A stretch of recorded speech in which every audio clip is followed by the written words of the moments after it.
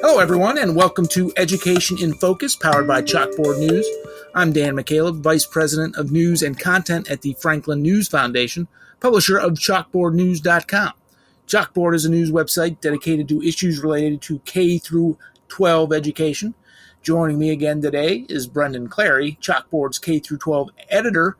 A belated Merry Christmas and a Happy New Year to you, Brendan. Yes, thank you, Dan, and to you as well. Thank you. We are recording this on Wednesday, December 27th. Brendan, you have an update on a story that you essentially wrote exclusively about throughout 2023 at chalkboardnews.com, and that has to do with the ability of middle and high school students to cheat using online education testing platforms that really have cropped up and accelerated in use during the pandemic. Tell us more, Brendan. Yes, absolutely, Dan. So yeah, this is kind of an extension or a sort of an addendum to the pieces that I wrote earlier this year that I got started about. I started writing them off of after hearing from a former high school teacher in Metro Atlanta, Georgia, named Jeremy Noonan. He basically blew the whistle and said, "Hey, I am worried about students cheating in my online credit recovery classes, and for that." It's a asynchronous online courseware the students are given login access to, and then they can learn the materials, do the different units, and do some of the quizzes and tests at home. So that's what he was concerned about. Is basically, these students are able to take these tests at home, and there's not really a lot of oversight. And it's also, and as Jeremy Noonan said, it's pretty clear that they're able to go through a lot of material very quickly, maybe quicker than would be even humanly possible, is some of the question that he raised. A 30-question math test done in 18 minutes and they're getting a 92%. Some of those kinds of questions of like, how long should it take a student, to work through a problem kind of come into question.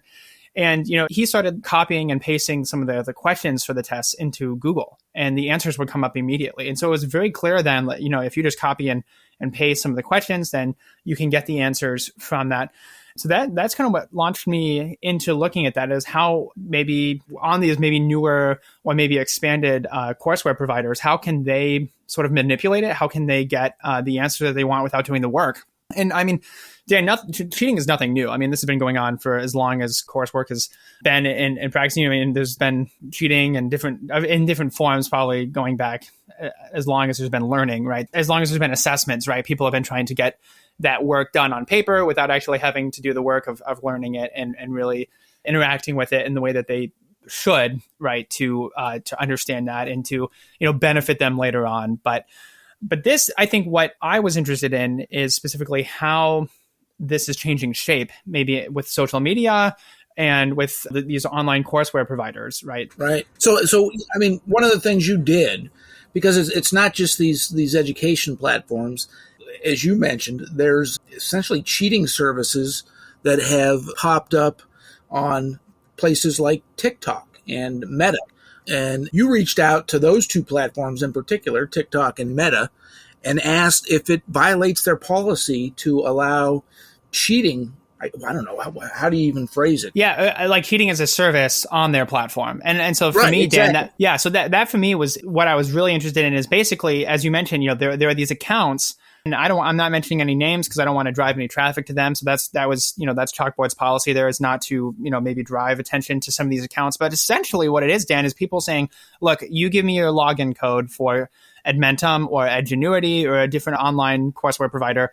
You give me your login information and $60 and I will get you a B, and it won't take very much time. And so you're passing your class, I get the money, everybody is getting what they want out of this, but students are not learning, right? So that's ultimately, students are paying for somebody else to do their work, and it looks good on paper, but that, they're not going to have that when they graduate. They're not going to have the skills that they need. They're not going to have the course information under their belt, right? So that was what I was concerned about, is does this run afoul of these platforms' policies? And TikTok, actually, they were very responsive. They took down videos immediately after I flagged them. And they said, these do violate their scams and frauds policy. So a spokesperson that I was working with, said, yeah, this does violate our scams and frauds. And, if it's reported, we'll take that down.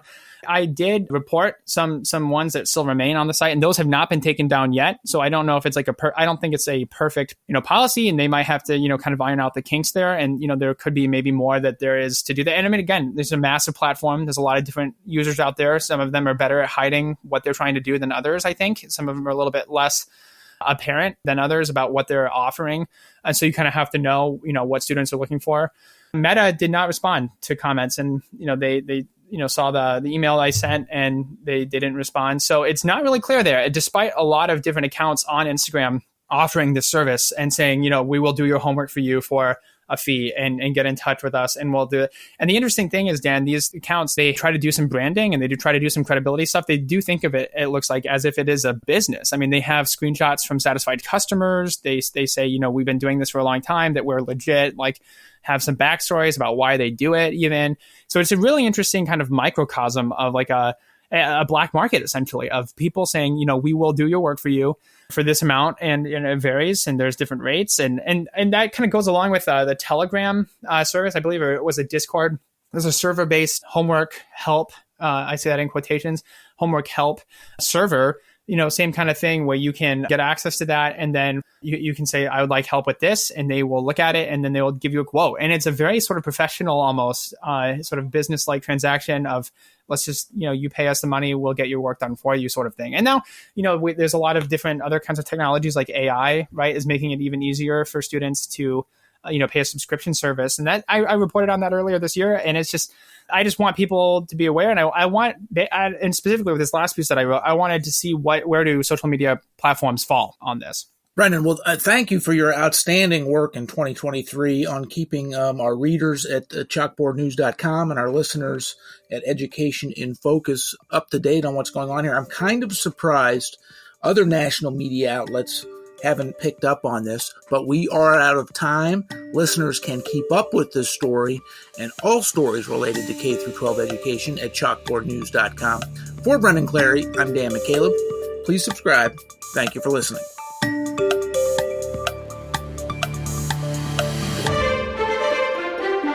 Do you care about school spending, classroom curriculums, and transparency policies in education, but find it hard to cut through the partisan noise? The nonprofit Franklin News Foundation is bringing you straight news reporting on education through Chalkboard News. We're talking news without spin. Franklin brings fact-based news that makes sense to everyday parents, teachers, and readers who have skin in the game. By donating to Franklin, you can help American families and communities receive the education-focused news they deserve. Become a supporter today at franklinnews.org/donate.